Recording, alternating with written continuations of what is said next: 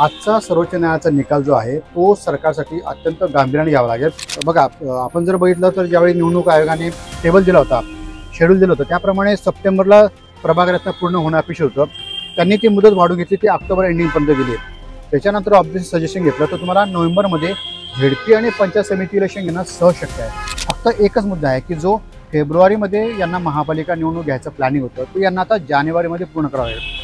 जानेवारी एंडिंगपर्यंत या राज्याच्या प्रत्येक स्थानिक स्वराज्य संस्थांमध्ये लोकनियुक्त सरकार स्थापन होणे हा सर्वोच्च न्यायालयाचा निकाल आहे। स्थानिक स्वराज्य संस्थांच्या निवडणुका घेण्यासाठी सुप्रीम कोर्टानं एक वेळ आखून दिली होती, पण राज्य सरकारला मात्र काही कारणं सांगून ती वेळ वाढवून घ्यायची होती। त्यामुळे सुप्रीम कोर्टानं आता नवे निर्देश दिले। 31 जानेवारी 2026 पूर्वी तुम्ही महाराष्ट्रातल्या स्थानिक स्वराज्य संस्थांच्या निवडणुका पूर्ण करा।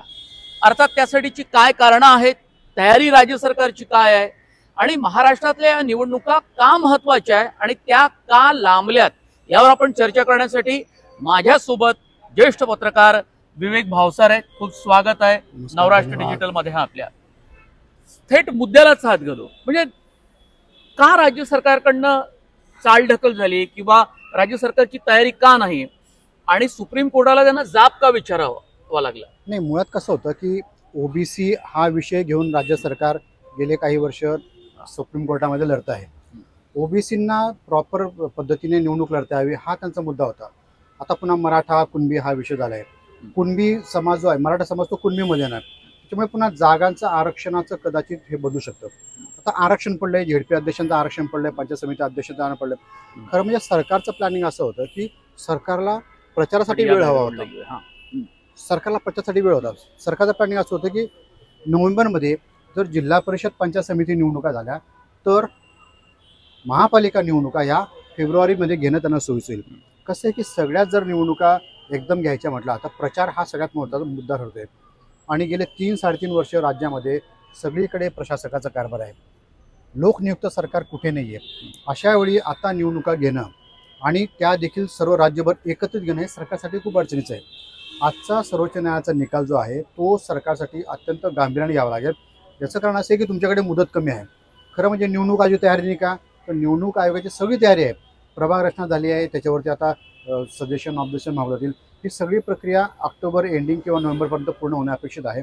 त्याच्यानंतर सरकार नोव्हेंबरमध्ये कधी निवडणुका घेऊ शकतं। पण राज्य निवडणूक आयोगानं सुद्धा सुप्रीम कोर्टाकडे म्हणजे राज्य सरकारकडे वेळ मागितली आणि अर्थात ही स्थानिक स्वराज्य संस्थांच्या निवडणुकांची जबाबदारी राज्य सरकारची सुद्धा असते।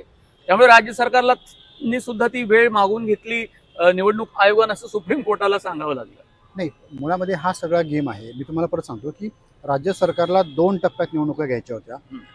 बघा, या राज्यामध्ये आता महायुती सरकार आहे आणि काही प्रमाणामध्ये लाडक्या बहिणींचा फायदा जरी हे सरकार येताना झाला तरी आता ज्या प्रमाणात लाडक्या बहिणींचं तुम्ही डायल्युशन करतायत, अनेक नावं डिलीट करतात, त्याच्यामुळे एक प्रकारचं एक अनरेस्ट या महाराष्ट्रभर आहे।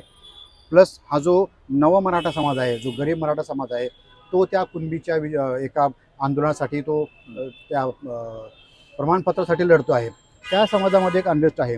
पुन्हा मराठा आणि कुणबी, मराठा आणि ओबीसी हा जो वाद सुरू झाला आहे, तर हा सगळा अनरेस्ट आहे आणि तो सरकारच्या अंगाशी येऊ शकतो। म्हणून सरकारला टप्प्याटप्प्याने निवडणुका घ्यायच्या आहेत। झेडपी आणि पंचायत समिती झाल्या म्हणजे शक्य आहे, ते शक्य आहे, शक्य आहे। म्हणजे आताही बघा, आपण जर बघितलं तर ज्यावेळी निवडणूक आयोगाने एक त्यांना टेबल दिला होता, शेड्यूल दिलं होतं, त्याप्रमाणे सप्टेंबरला प्रभाग रचना पूर्ण होणं अपेक्षित होतं। त्यांनी ती मुदत वाढवून घेतली, ती ऑक्टोबर एंडिंगपर्यंत दिली।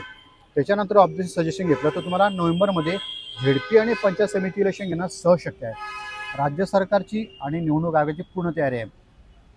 फक्त एकच मुद्दा आहे की जो फेब्रुवारीमध्ये यांना महापालिका निवडणूक घ्यायचं प्लॅनिंग होतं ते यांना आता जानेवारीमध्ये पूर्ण करावं लागेल। जानेवारी एंडिंगपर्यंत या राज्याच्या प्रत्येक स्थानिक स्वराज्य संस्थांमध्ये लोकनियुक्त सरकार स्थापन होणे हा सर्वोच्च न्यायालयाचा निकाल आहे आणि त्याप्रमाणे तुम्हाला वागावं लागेल। प्रभाग रचनांचा वाद खूप आहे, म्हणजे पुण्यात आहे, नवीन मुंबई महानगरपालिकेमध्ये आहे, मुंबईत सुद्धा प्रभाग रचनेवरून वाद सुरू झाले आणि अनेकांनी त्यावर हरकती घेतल्या। यामुळे आणखी काही या निवडणुकीतली जी काही प्रक्रिया आहे ती त्यातली गुंतागुंत तर वाढलेली आहेच, पण ते लांबणीवर पडण्याची शक्यता अजिबात नाही आहे। याचं कारण असं आहे की निवडणूक आयोगाची एक प्रोसेस असते, ती सगळी प्रभाग रचना तयार करणं. आता बघा आपल्या राज्यात 3 पक्षांचं सरकार आहे. समजा ठाण्यामध्ये शिंदेंचे सरकार आहे, शिंदेंचं सत्ता आहे. नवी मुंबईमध्ये गणेश नाईकांची भाजप सत्ता आहे, पुण्यामध्ये अजितदादांची आहे. तर प्रत्येकाला असं वाटतं की भाजपने आपल्या विरोधात काम केलं आहे आणि भाजपने आपल्या सोयीची प्रभाग रचना करून घेतली आहे. आता तिघं जरी सत्तेमध्ये असले तरी तिघांमध्ये अंतर्गत कुरबुरी आहेत आणि हे अगदी सर्वमान्य आहे की भाजप आणि एकनाथ शिंदेची शिवसेना याच्यामध्ये खूप फाटलं आहे. कदाचित या निवडणुका एकत्र लढतील का नाही हे देखील शंका आहे. अशावेळी भाजपने आपल्या सोयीची प्रभाग रचना करून घेतली असणं स्वाभाविक आहे. पण वाईस वर्षा नवी मुंबईमध्ये एकनाथ शिंदे बद्दल आक्षेप आहे की त्यांनी प्रभाग रचना आपल्या सोयीची केली आणि त्यामुळे भाजपमध्ये मधल्या लोकांमध्ये अनरेस्ट आहे नवी मुंबईमध्ये. बरोबर आहे. शिंदे काही कच्चा खिलाडी नाही आहे. मुरलेला व्यक्ती आहे, मुरलेला राजकारणी आहे, मुख्यमंत्री राहून चुकले आहेत. मुख्यमंत्री पदाची काय शान असते, त्याची काय ताकद असते त्यांनी उपभोगली आहे. अजूनही त्यांच्याकडे नगरविकास खाते आहे.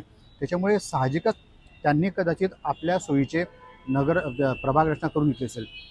शिंदे ज्यावेळी मुख्यमंत्री होते त्यावेळी राज्यातल्या बहुसंख्य नगरपालिकांमध्ये खास करून आपला हा जो त्रिकोण आहे मुंबई, पुणे, नाशिक या पट्ट्यामध्ये शिंदेंनी सगळ्या ठिकाणी आपल्या मर्जीतले अधिकारी पालिकेवर महापालिकेवर बसवले होते. आयुक्त असतील किंवा नगरपालिकेचे मुख्याधिकारी असतील. त्याच्यामुळे हे त्यांच्या मर्जीने चालणारे अधिकारी आहेत. आज भाजप जरी मुख्य सत्तेतला मोठा पक्ष असला तरी भाजपला सगळ्याच ठिकाणी त्यांचे अधिकारी बदलणं शक्य झालं नाही आहे. काल परवाचा निर्णय सांगतो की मुख्यमंत्र्यांनी एक निर्णय जाहीर केला की ज्या ड वर्ग महापालिका आहेत त्या महापालिकेवर आता IS दर्जाचा अधिकारी असेल. याचं कारण असं होतं की ढोले असतील, गणेश पाटील असतील, की जी काही नॉन IS अधिकारी होती ही सगळी शिंदेंच्या लॉबीमधली अधिकारी मंडळी पनवेल असेल किंवा आसपासच्या मीरा भाईंदर असेल, वसई विरार या महापालिकेवरती आयुक्त म्हणून बसले होते. आयुक्त म्हणून बसण्याचा त्यांचा खरं म्हणजे तो दर्जा नव्हता, परंतु यांना प्रमोट करून तिथं बसवले गेले आणि म्हणून त्या महापालिकेमध्ये जो काही गोंधळ घातला तो अनिल पवारच्या केसमध्ये आपण बघितला आहे. अशा केसेस पुन्हा घडू नये आणि पूर्ण नगरपालिकेवरती नगरविकास खात्यावर आपला अधिकार असावा या दृष्टिकोनातून मुख्यमंत्र्यांनी हा निर्णय घेतला आहे. म्हणून शिंदे आणि देवेंद्र फडणवीस यांच्यामध्ये हा जो वाद आहे त्याचा निश्चित परिणाम या प्रभाग रचनेवर झालेला दिसून येतो. आणि काही महत्त्वाचं या राज्याच्या स्थानिक स्वराज्य संस्थांच्या निवडणुकांमधले काही जे मुद्दे राहते, खास करून मराठा आरक्षण, आता तर बंजारा एकच आहे असे म्हटलं जात आहे. कुणबी प्रमाणपत्र देण्यावरून OBC समाज दुखावलेला आहे. ते आक्रमकपणे पुढे येताना दिसत आहे. हेच मुद्दे राहतील निवडणुकीमध्ये आणि हे त्रासदायक ठरू शकतात सरकारला. भाजपचं सरकार सत्तेमध्ये येण्यामध्ये, मी भाजप सरकार म्हणतोय, युती नाही, महायुती नाही, भाजप सरकार सत्तेमध्ये येण्यामध्ये OBCंचा सगळ्यात मोठा वाटा होता. लोकसभेला जे निकाल लागले ते OBC वर्सेस मराठा होता. त्या निकालात जर आपण बघितलं तर जिथे OBC उमेदवार उभा होता तिथे मराठा उमेदवारांनी त्याला पाडलं आहे.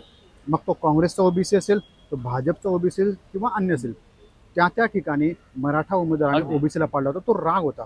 म्हणून हा सगळा OBC समाज विधानसभेला मुख्यमंत्री म्हणजे देवेंद्र फडणवीस यांच्या मागे उभं राहिला, भाजपच्या मागे उभं राहिला. आता मनोज जरांगे यांच्या आंदोलनामुळे पुन्हा एक अनरेस्ट आहे. आता OBC समाज थोडा अस्वस्थ आहे. त्याच्यामध्ये पुन्हा आता भुजबळांनी वक्तव्य केल्यानंतर बंजारा समाज पुन्हा जागा झाला आहे. त्यांना STमध्ये आरक्षण हवं आहे. आदिवासीमध्ये कुठल्याही समाजाला घेण्याचा अधिकार राज्य शासनाला नाही, तो केंद्राला पण नाही, कारण त्याची सूची तयार झाली आहे. आता बंजारा समाजाला आदिवासीमध्ये घेण्याची जी मागणी होते त्याच्यामुळे आदिवासी समाज नाराज होणार. ऑलरेडी आदिवासी, ख्रिश्चन, मुस्लिम, दलित हे समाज भाजपच्या विरोधामध्ये आहेत. त्याच्यामुळे या समाजाला तुम्ही कसं गोंजारता, कसं ते हँडल करता याच्यावरती भाजपचं सगळ्यात महत्त्वाचं यश अवलंबून असेल. खूप धन्यवाद विवेक, वेळ दिला.